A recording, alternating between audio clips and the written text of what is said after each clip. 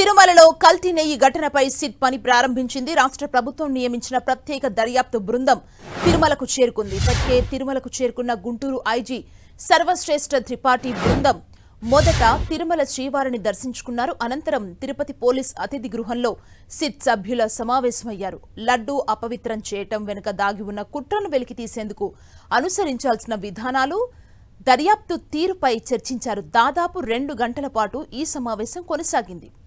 SIT అధిపతి సర్వశ్రేష్ఠ త్రిపాఠి పూర్తి దర్యాప్తును పర్యవేక్షిస్తుండగా మిగిలిన 3 ఐపీఎస్ అధికారుల నేతృత్వంలో 3 బృందాలు లోతుగా దర్యాప్తు చేయనున్నాయి. సిట్ బృందం 3 రోజుల పాటు తిరుపతిలోనే ఉండి విచారణ చేపట్టనుంది. ఇటు విచారణ పూర్తయ్యేంత వరకు సిట్ బృందానికి కావాల్సిన భవనాలు, ఆఫీస్ మెటీరియల్, కంప్యూటర్ వంటి వస్తువులను టీటీడీ కల్పించనుంది. సిట్ కార్యకలాపాల కోసం టీటీడీ శ్వేత భవనంలో కార్యాలయం ఏర్పాటు చేసేందుకు ఉన్నతాధికారులు చర్యలు చేపట్టారు. 2-3 రోజుల్లో సిట్ బృందం మౌలిక వసతుల్ని సమకూర్చుకుని విచారణను వేగవంతం చేయనుంది. కల్తీ నెయ్యి అంశంపై లెక్క తేల్చనుంది.